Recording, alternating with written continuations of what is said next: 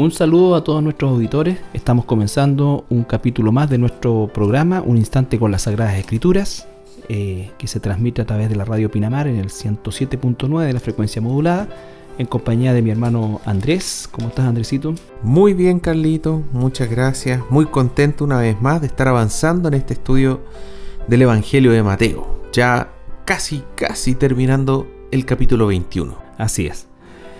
Bueno, estamos siempre con el deseo de poder hacer este estudio sistemático de Mateo y que el estudio en sí, no nosotros en particular, por supuesto, sea de bendición para cada uno de ustedes que nos escucha. Sabemos que nos escuchan hermanos, incluso algunos pastores, y le damos gracias al Señor por eso, porque el propósito es justamente compartir de lo que también el Señor nos está a nosotros enseñando por medio de su palabra, y así como nosotros podemos compartir esta enseñanza, también recibimos enseñanza de parte del Señor, de parte también de otros hermanos.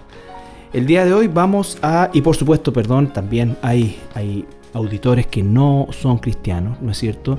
Y para ellos también le damos muchas gracias al Señor, porque entendemos que la fe viene por oír su palabra, y es el esfuerzo que intentamos hacer a lo largo de cada programa. ¿Qué vamos a ver hoy día, hermano Andrés? Bueno, hoy día vamos a ver capítulo 21 de Mateo, y los versículos son del 23 al 32. Son dos segmentos. El primero se llama La autoridad de Jesús, y el segundo, la parábola de los dos hijos.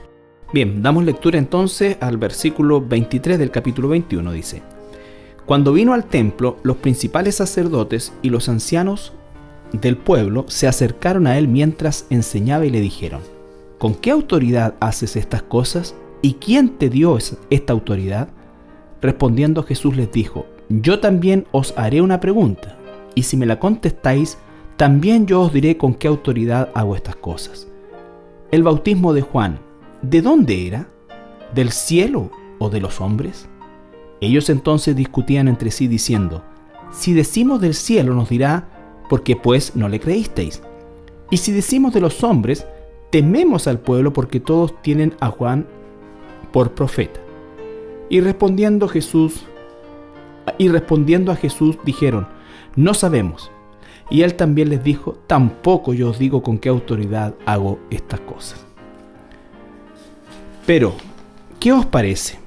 Un hombre tenía 2 hijos, y acercándose el primero le dijo: Hijo, ve hoy a trabajar en mi viña. Respondiendo él dijo: No quiero. Pero después, arrepentido, fue.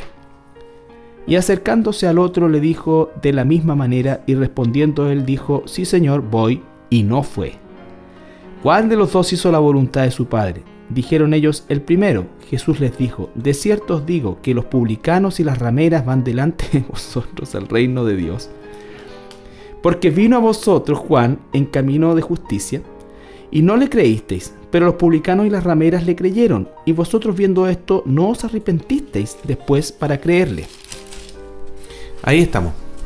Súper bien, Carlito. Bueno, me sonreí un poco porque me estaba recordando del estudio que había hecho hace tiempo atrás, y que esta era una de las partes que me llamaba mucho la atención, de cómo es que Jesús enfrentaba a las personas y las dejaba, como decimos nosotros en un chilenismo, pagando sin habla en sus demandas, ¿no es cierto? Sí. Y es hasta sabroso, diría yo, cómo es que Jesús se relacionaba con estas personas y las hacía, digamos, quedar en una condición tan desprovista, ¿no es cierto?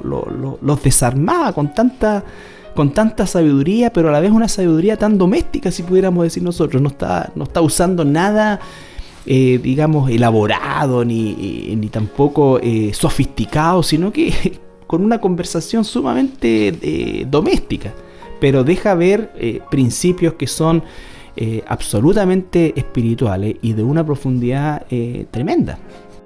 Sí, ese es justamente el tema, Carlito. Aquí hay un tema de cómo habla Jesús, ¿ah?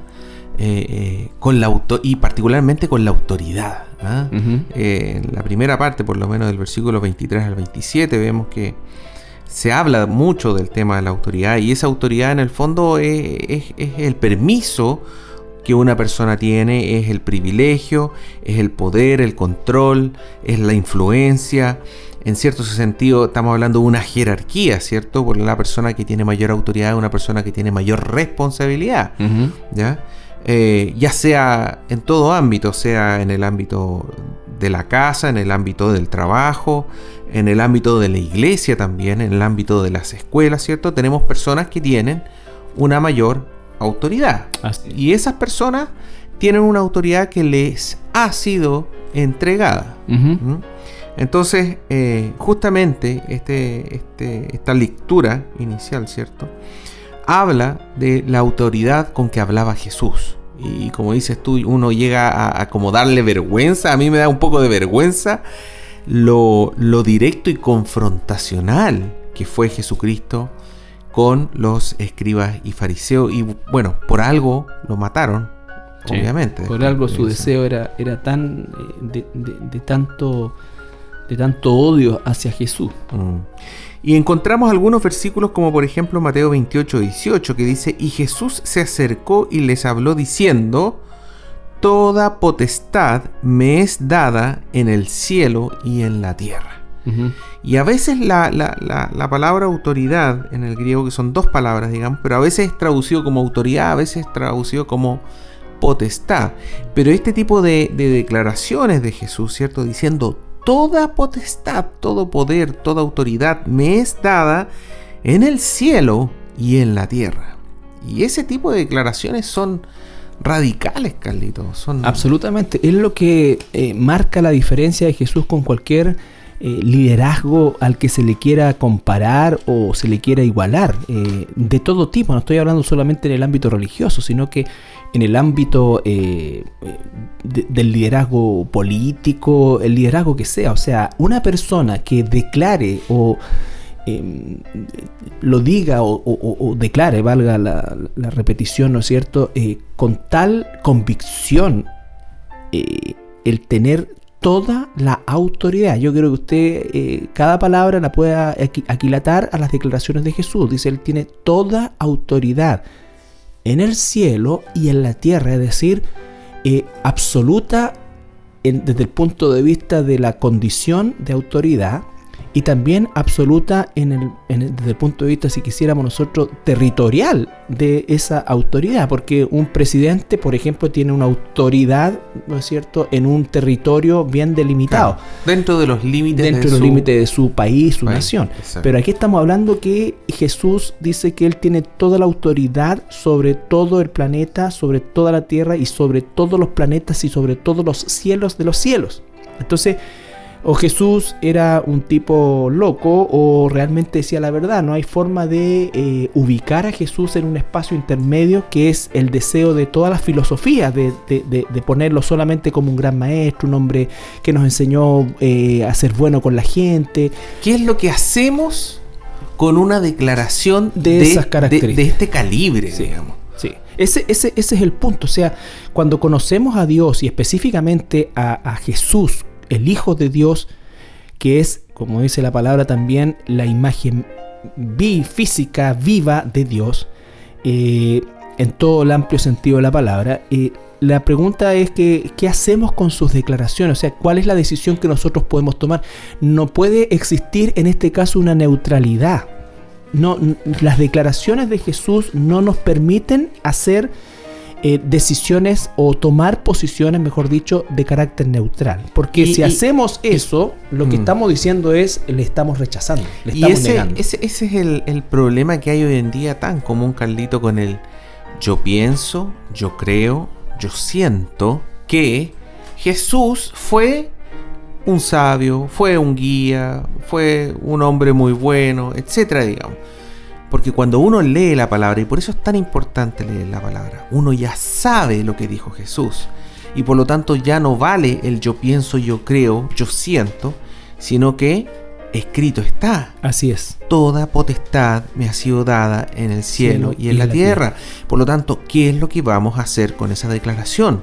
Así es. O creemos que es el Hijo de Dios, y por otro lado, Carlito, hay algunas religiones, ¿cierto?, que dicen que Jesús no es Dios.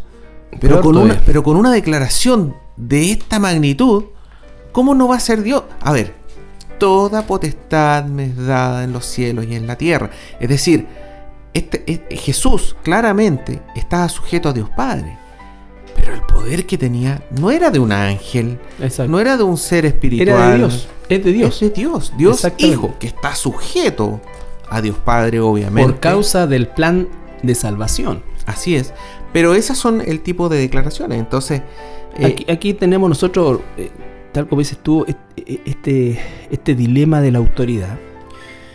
En el sentido de que los fariseos están tácitamente reconociendo que Jesús tiene autoridad. La pregunta de ellos es, ¿de dónde proviene esta autoridad? ¿Quién te ha investido de esta autoridad? ¿Quién te ha dado esta autoridad? Porque autoridad tiene. Los fariseos a esta altura de todo lo que hemos visto ya han visto cómo Jesús tiene autoridad sobre las potestades demoníacas, sobre las enfermedades, sobre la naturaleza, ¿no es cierto? Que la tormenta termine, en fin, tiene autoridad sobre todo eso. Y si ellos no la reconocían públicamente, digamos, también iban a terminar siendo apedreados. Exactamente. Por el gran público que estaba ahí, Carlitos. Sí, mira, Jesús dice que tiene toda autoridad, Él lo dice. Pero por otro lado, leemos en Mateo 7, 28 y 29, que Él demostró la autoridad en forma repetida. Dice, y cuando terminó Jesús estas palabras, se refiere al Sermón del Monte, ¿cierto?, la gente se admiraba de su doctrina porque les enseñaba como quien tiene autoridad y no como los escribas. Bueno, hay otra escena que está en el Evangelio de Juan, en que lo mandan a Jesús a arrestar, los guardias del templo.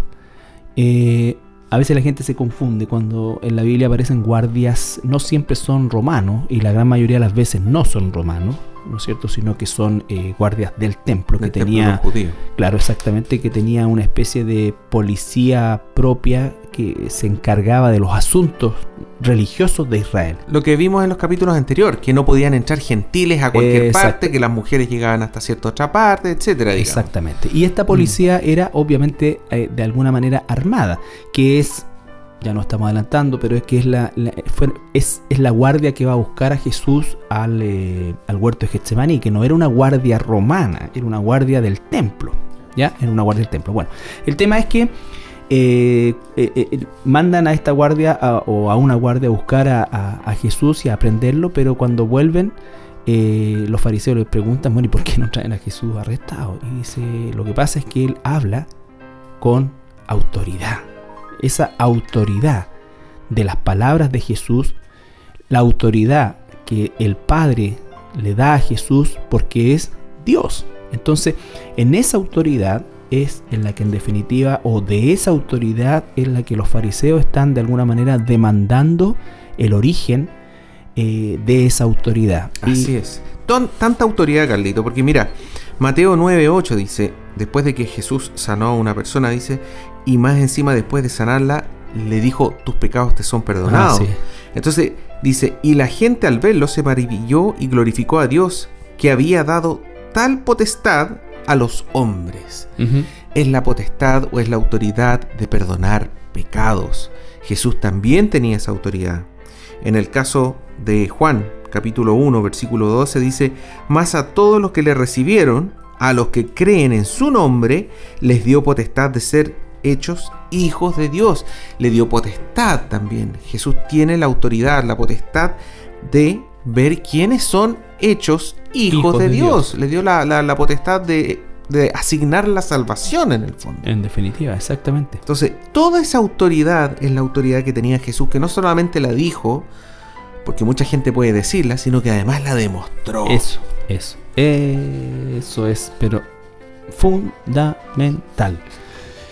¿Por qué? Porque mucho se habla hoy día de esta autoridad que efectivamente el Hijo de Dios tiene, pero esta autoridad nunca es equiparable a la autoridad de Jesús, y no podemos hacer uso de esa autoridad en un espacio en el cual Jesús no nos da la capacidad de hacerlo. Por ejemplo, cuando se habla de la autoridad que supuestamente tienen ciertos personajes sobre los demonios, sobre esta cosa, sobre esto otro. Y la verdad que nuestra autoridad proviene de estar, tal como lo enseña en el pasaje del centurión al cual Jesús le pide que sane este centurión a su siervo, y ese hombre entiende que su autoridad, aunque la tenía, era una autoridad también limitada. Él tenía una cantidad X de soldados bajo su autoridad, pero él estaba reconociendo en Jesús a uno superior. Y ese concepto es en definitiva el que nosotros sabemos. O sea, nosotros tenemos una autoridad, pero esa autoridad tiene un marco de acción dentro de lo que es la sujeción a nuestra autoridad, que es Jesús. Fíjate, Carlito, que en el caso del centurión uno ve lo unido que está la fe a la autoridad, a la comprensión de la autoridad. Porque cuando el centurión le dice, basta con que tú te des la palabra, ¿cierto? Exacto. Y mi siervo se va a sanar. Jesús dice, no he visto tanta fe ni siquiera en Israel. En Israel, dice. Entonces, es muy importante que nosotros entendamos cuál es la autoridad espiritual, cuál es la autoridad que tenía Jesús en su ministerio, y creamos en esa autoridad. Porque una vez que nosotros la entendemos y una vez que nosotros aceptamos que en realidad es el Señor el quien está a cargo de todo y que Él maneja todas las cosas, y como dice Jesús, que ni siquiera hasta nuestros cabellos están contados, es decir, no hay nada al azar. En algunos no hay cabello que contar, que es otra cosa, pero hasta la más mínima partícula, átomo o partícula subatómica está controlada por el Señor. Sí, yo creo que este tema de la autoridad, Andrés, es absolutamente crítico en la obediencia a nuestro Señor, en el entender la situación en la que nos encontramos. Porque fíjate que acá los fariseos, ellos están demandando de Jesús casi de manera violenta, si se quiere, ¿no es cierto? ¿De dónde viene esta autoridad? Un currículum, claro, en el fondo. ¿Qué diferencia existe, no es cierto, y con esto por favor, pero no si la voy a pasar por la mente, que los demonios eran buenas personas y eran tiernos? No, pero ¿qué diferencia de aquellos seres que existen y han existido, no es cierto, frente o al momento de encontrarse con Jesús? Si usted se recuerda a los endemoniados, ¿no es cierto? Los gadarenos, ellos usan el cuerpo del hombre, pero los demonios corren y lo primero que hacen, se postran delante de Jesús y le reconocen: sabemos que eres el Santo de Dios, has venido antes de tiempo a condenarnos antes de tiempo, o a enviarnos al abismo antes de tiempo. O sea, los demonios eran premilenaristas. Antes de tiempo, ellos sabían que hay un tiempo, pero estaban un poco, por decirlo de alguna manera, confundidos porque no era ese el tiempo. Pero hasta los demonios reconocen la autoridad de Jesús. Autoridad y se postran delante de Él y le obedecen. Si no es tanto el hecho de que Jesús expulse demonios, sino que la obediencia de los demonios a Jesús no era solo el poder de Jesús para expulsarlos, sino que el poder de la obediencia dada a la autoridad de Jesús para que los demonios hicieran lo que Jesús decía. Así es. ¿Me entiendes? Y Jesús le dice: ya, sale de él. Vayan a los cerdos. Mira, mira, acá cuando uno ve estos exorcismos chanta, ¿no es cierto? De que la gente, hay gritería y toda una cosa. Cuando Jesús, yo creo que no sé, como una propaganda muy antigua, ¿no es cierto?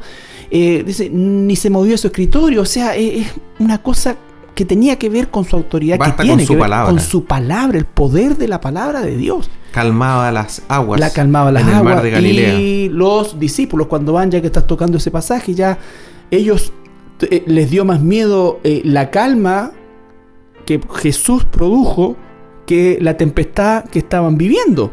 ¿Por qué? Porque ¿quién es este que que aún tiene autoridad sobre los vientos y le obedecen? Por eso lo que decías tú al principio, no solamente él de boca dijo tengo toda autoridad, sino que su ministerio es una muestra gigantesca de esa autoridad en todos los ámbitos. En todos los ámbitos. No hubo ningún ámbito de la vida de los seres humanos en los cuales Jesús no demostró su autoridad.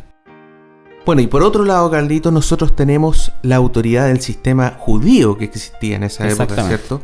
Donde ellos también creían en la autoridad, pero tenían un sistema bastante complejo, donde solamente la única forma de tener autoridad, de ser nombrado rabino, ¿cierto?, es que tú tenías que estar aprobado por esta agrupación ampliada de judíos y de rabinos. Uh-huh. Lo que se llamaba el Sanedrín. El Sanedrín, que estaba constituido por 70 líderes, siguiendo el modelo mosaico, ¿no es cierto?, del origen del gobierno. Y ellos asignaban quién era rabino y quién era apto para enseñar, para hacer juicio, para etcétera. Y lo que nosotros leemos es que Jesús no le pidió permiso a nadie para enseñar, para sanar, para sacar demonios, para corregir, para dar veredictos, para hacer juicio, digamos. Y en el caso del día del día martes, ¿cierto?, para limpiar el templo. La violencia con que lo hizo. ¿Cómo llegó? Dio vuelta a las mesas. Le llamó cueva de ladrones. Entonces, no pidió ningún permiso. Nadie hacía eso, más no, encima. Jamás. Él llegó y lo hizo nomás. Jamás. Entonces, imagínense un sistema religioso absolutamente establecido, llena de leyes y reglas rígido, inventadas por el hombre. Exactamente, rígido y amparado en las leyes imperiales. O sea, el imperio amparaba este sistema de gobierno que le facilitaba mucho las cosas, ¿no es cierto? Por lo tanto, ellos sentían tener la autoridad incluso de César al momento de ejecutar este tipo de leyes.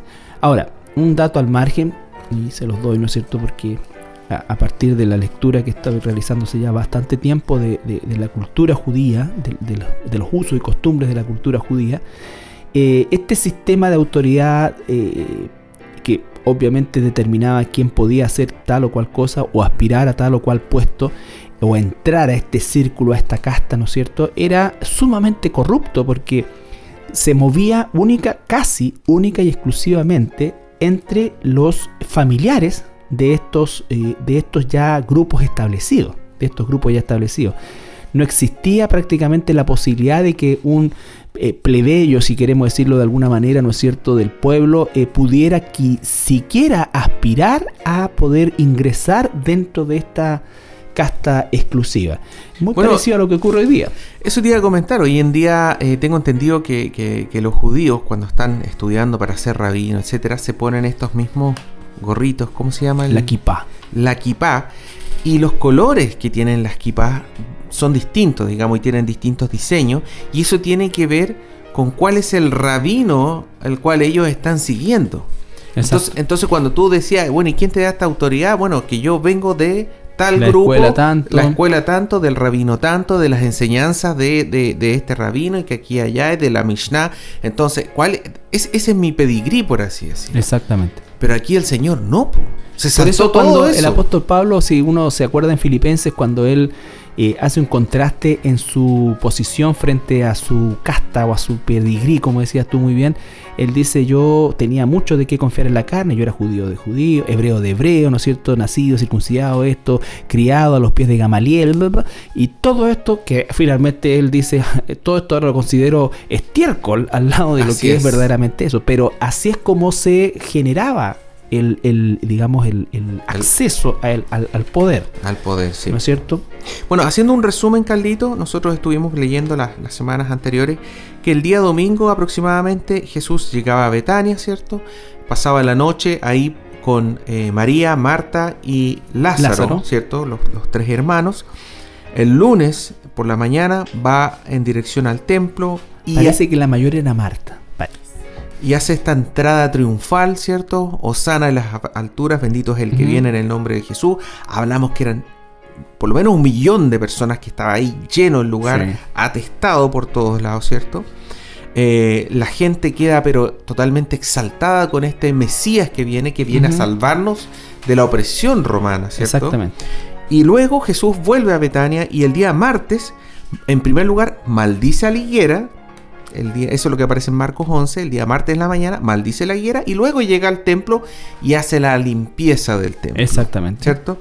Luego, el día miércoles, bueno, llega y se va, también no tiene ningún intercambio. El día miércoles, que es el día de hoy, pasan nuevamente por la higuera y lo que dice Marcos 11, se encuentran con la higuera que ya estaba seca de las raíces hacia arriba. Y luego entra al templo, y es lo que estamos viendo nosotros hoy día, el día miércoles en la mañana, ¿cierto? Uh-huh. Que Jesús llega al templo, llega directamente y es confrontado por los fariseos y le dicen: ¿con qué autoridad tú haces estas cosas? Exactamente. Bueno, cada palabra de Jesús uno no puede evitar recordarla y avanzar, porque él dice la casa de mi padre, refiriéndose al templo. O sea, cuando hablamos de que con qué autoridad lo hace, él dice la casa de mi padre, ¿no es cierto? Y entonces es mi casa, por lo tanto, será llamada casa de oración.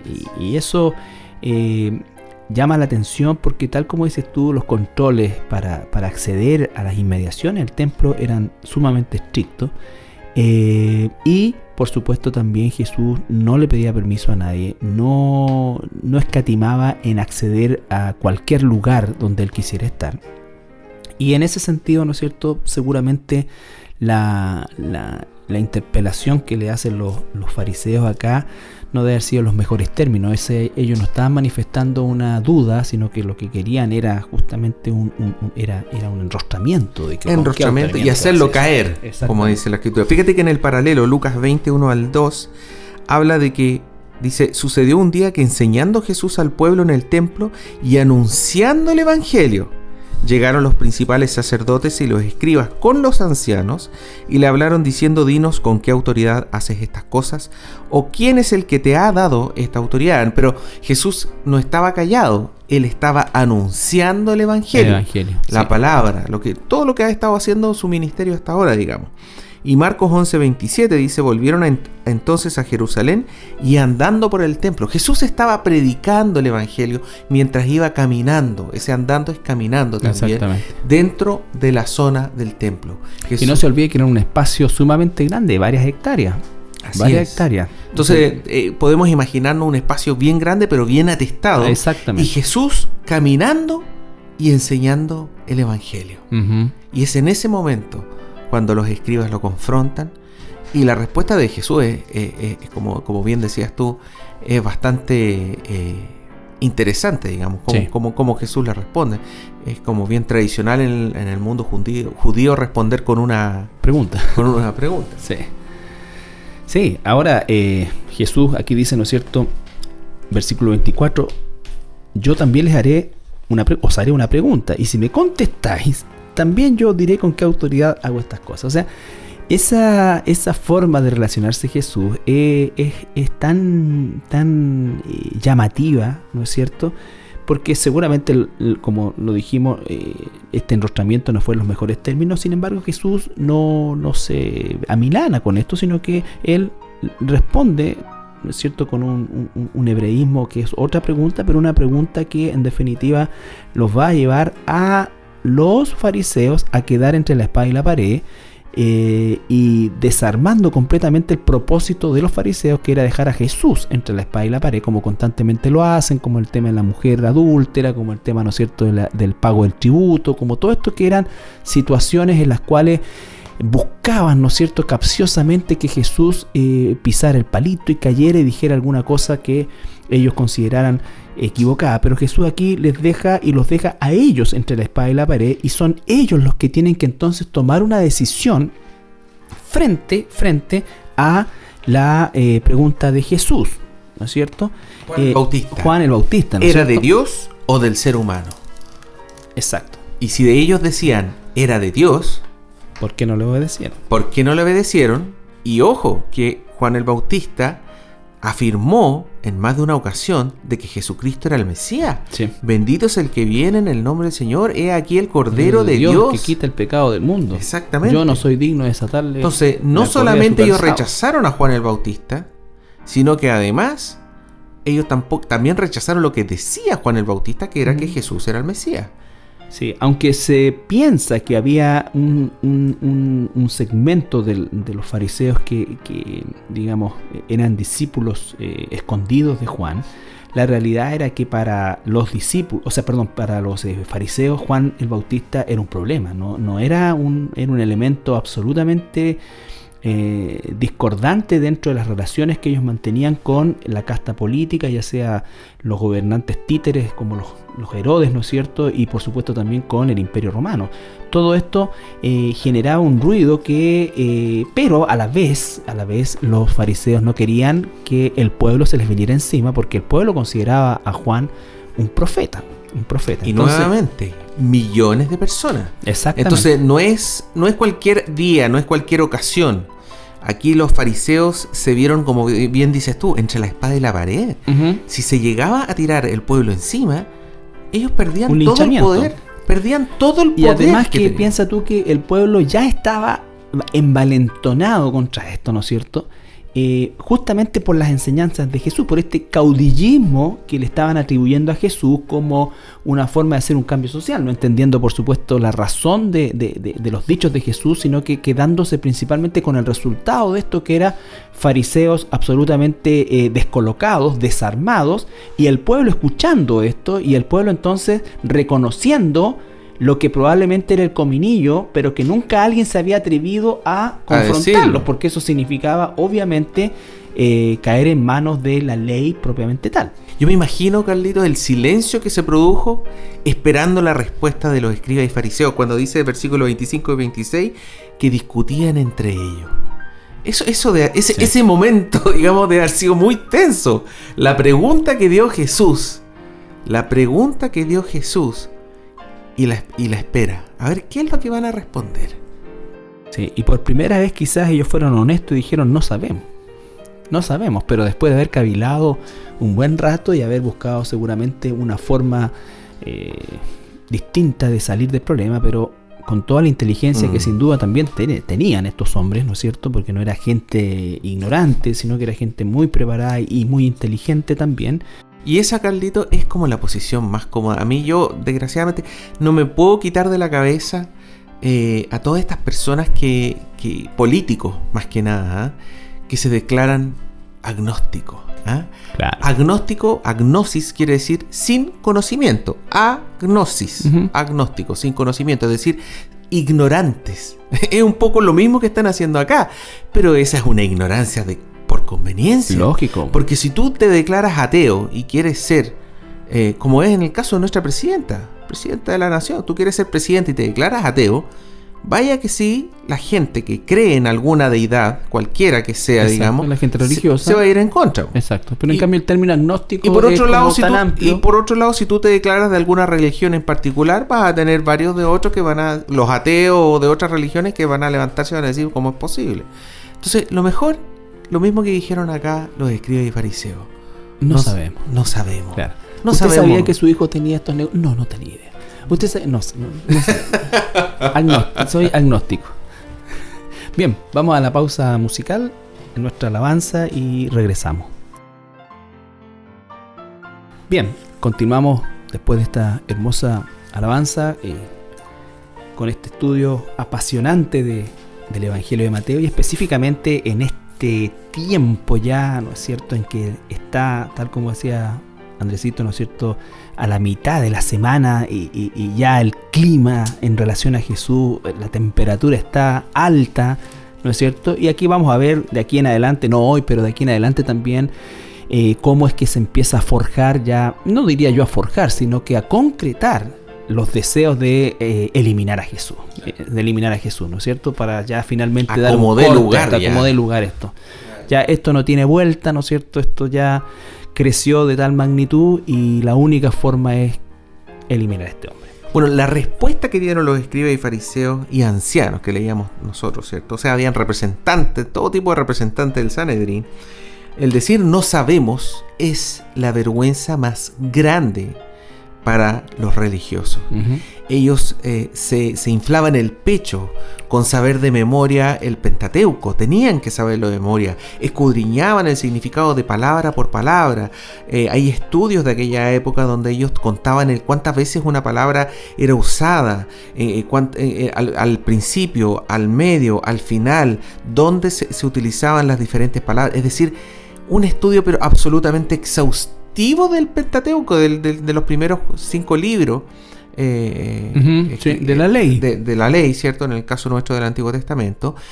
¿Y cómo es posible que aquellas personas que eran las más sabias, que conocían la ley, que conocían todo esto, pudiesen decir no sabemos? ¿Cómo es posible? Claro, porque si ellos no tenían respuesta, entonces significaba que quedaban completamente desarmados. Y recuerden que Jesús también, si usted ha leído el Evangelio de Juan, se va a encontrar en el capítulo 3 cuando va este fariseo principal de la sinagoga, ¿no es cierto? O principal de los judíos, perdón. Nicodemo, exactamente. Y Jesús al final, cuando termina el diálogo entre ellos, dice, bueno, tú eres maestro israelí y no sabes estas cosas. Entonces Jesús también le confronta una realidad, ¿no es cierto?, que a lo menos en el concepto teórico debieran ellos conocer. Fíjate que es impresionante nuevamente y una vez más cómo Jesús confronta, cómo los demuestra su ignorancia frente a todo el mundo en la semana más por así decir, más llena, más crítica, lleno de creyentes, y más encima dentro del mismo templo de Dios demuestra la ignorancia. Pero en realidad, supuestamente deberían ser maestros. Y realmente no es ignorancia, realmente ya es dureza de corazón. Dureza de corazón, sí. A ellos ya les daba lo mismo si Jesús podía hacer cualquier milagro, si podía sanar gente que había muerto, resucitarla, hacer aparecer los miembros, las piernas, las manos, los brazos, los ojos. Ya les daba lo mismo. Ellos ya tenían una dureza de corazón. Esa es la dureza de corazón que demuestra que la conversión nunca va a venir por causa de un milagro propiamente tal. La conversión en la Escritura siempre es por causa de la fe de creer quién es Jesús, creer la autoridad de Jesús, creer todo eso. Porque ni aun los discípulos que participaron y vivían la íntima con Jesús, en la intimidad con Jesús, al momento de encontrarse afectado su integridad, ellos abandonaron a Jesús. Por lo tanto, la obra del Espíritu Santo es lo que hace lo que un milagro no puede hacer. Bueno, versículo 27. Y respondiendo Jesús, ¿cierto?, dijeron, no sabemos. Y Jesús les dijo, tampoco yo os digo con qué autoridad hago estas. Eso también es fundamentalmente importante, porque vemos que Jesús no era un rebelde. Jesús no era un revolucionario. Jesús no era, no pertenecía a un grupo anarquista. No, Jesús es un hombre, es como hombre, como Dios hombre, respetó la autoridad, respetó todas las cosas, pero no se sujetó nunca a la mentira religiosa. Exactamente, porque es que ese es el tema entre la fe y la política, la fe y el poder político. Y ese es el tema. Jesús nunca se metió en el tema político. No. Él nunca confrontó el tema político. Todo lo contrario. Dele al César lo que es del César y a Dios lo que es de Dios. Exactamente. En el fondo, no se manifestó frente a la injusticia social. No. Pero con esa declaración, Jesús dejó muy clara la separación. Dad al César lo que es del César y dad a Dios lo que es de Dios. O sea, pero por otro lado, como dices tú, Carlito, no tocó, no se metió, no confrontó la política, pero sí se metió, defendió y confrontó la fe, la religiosidad y todo lo que era falso. Exacto. Y si eso tenía también una arista, ¿no es cierto?, que es una palabra tan popular que se ha hecho en el último tiempo, una arista política, era por rebote, pero Jesús no vino a cambiar. Jesús no se manifestó ni siquiera en función de un concepto no tuvo una posición frente a la justicia social, en el sentido de que no se olvide que en aquel entonces el 60% de la población existente eran esclavos y era gente que, ¿se acuerda cuando leímos un par de programas atrás cómo es que la gente, los amos veían a los esclavos, los veían como herramientas articuladas? Eso era el concepto que tenían. Estaban las herramientas fijas, sin movimiento, como un rastrillo, no sé, me imagino, una picota, y las articuladas, que eran estos seres humanos llamados esclavos. Entonces, pero Jesús no dijo nada al respecto. Entonces, piense usted, cuando y voy a decir algo que no está fuera del estudio propiamente tal, pero es un dato, para que usted vea la tergiversación que se hace de la figura de Jesús a lo largo de todo el tiempo. Durante la década del 70 se originó un tremendo movimiento en Centroamérica que se llamó la Teología de la Liberación y que nos mostraba este Jesús social, ¿no es cierto? Y los jesuitas, ¿no es cierto? El ala más peligrosa del sistema católico romano. Los jesuitas, ellos llevaban adelante esto de la teología de la liberación y mostraban al Jesús social, al Jesús revolucionario, al Jesús que se oponía y que hacía, como dicen, una opción por los pobres. Jesús nunca hizo una opción por los pobres, tampoco por los ricos, tampoco por los políticos. Jesús nunca hizo ninguna opción de eso. Jesús vino a hablar la verdad de Dios y a confrontar al mundo con el pecado y a pagar ese pecado. Entonces, es todo el ámbito espiritual. Todo el ámbito espiritual. Por supuesto que eso llegó a tener una injerencia en lo social, pero no es el foco. La iglesia no está para cambiar, ni siquiera para provocar un cambio en la sociedad desde el punto de vista político. Ahora, cada cristiano es un agente de cambio en el lugar donde se encuentra. Pero el propósito no es entrar a un lugar para producir un cambio. Cuando la gente dice, mira, lo que necesitamos es que muchos diputados sean cristianos para cambiar. No, eso nunca ha funcionado y termina en la misma corrupción que el resto. Ahora, pueden haber diputados, senadores que sean cristianos, claro, pero se van a ver confrontados a una realidad que si verdaderamente son hijos de Dios les va a traer muchos problemas, porque el cristiano verdadero donde se encuentre nunca va a negociar ni va a saltarse verdaderamente los principios que son de Dios. Así es. Bueno, avanzando un poco más, vemos esta parábola, Carlitos, que va a rematar un poco este orgullo que tenían los escribas, los fariseos y los ancianos, porque habían quedado en silencio, habían quedado sin conocimiento, habían quedado como ignorantes frente a la nación de Israel. Versículo 28 en adelante, ¿cierto? Que dice: ¿pero qué os parece? Dice Jesús. Un hombre tenía 2 hijos y acercándose al primero le dijo: hijo, ve hoy a trabajar en mi viña. Respondiendo él dijo: no quiero. Mira, es algo tan común hasta hoy en día. Sí. No quiero. Pero después arrepentido fue. Y acercándose al otro le dijo de la misma manera, y respondiendo él dijo: sí, Señor, voy, y no fue. ¿Cuál de los dos hizo la voluntad de su padre? Y es aquí, Carlitos, donde esta enseñanza es maravillosa. Donde obviamente los escribas y fariseos, que habían quedado con la boca callada, teniendo que decir no sé, al tiro reaccionaron y dijeron: esta respuesta sí la podemos dar. Claro, el primero. Pero resulta que ellos eran el segundo. Y ahí Jesús los confronta realmente, porque le dice: de cierto os digo que los publicanos y las rameras van delante de vosotros al reino de Dios. Así es. Ahí el Señor, tal como dices tú, remató su speech y terminó por avergonzar a los fariseos en su ignorancia política, pero también su ignorancia y su muerte espiritual en la que se encontraban, en el cual ellos inmediatamente responden el primero. Pero resulta que efectivamente Jesús los estaba a ellos representando en el segundo, aquellos que tienen un aspecto religioso que parece que son esto, que parece que son... Esta higuera con hojas. Esta higuera con hojas, ¿no? Pero sin fruto. Exactamente, todo eso es precioso, cómo se va concatenando y formando la enseñanza maravillosa de Jesús. Entonces efectivamente Jesús le dice: mucha gente que a sus ojos y a su sistema de vida, a su religiosidad, a todo esto, no tienen por dónde entrar al reino de los cielos, les digo que van a entrar al reino de los cielos por causa de su arrepentimiento. Pero ustedes que confían en esta apariencia, en sepulcros blanqueados y todo lo que ya les ha dicho y que se aplica el día de hoy, por supuesto, a todo este concepto religioso pomposo muchas veces, o incluso personas que piensan que son buenas personas y como tal Dios va a concederles el cielo.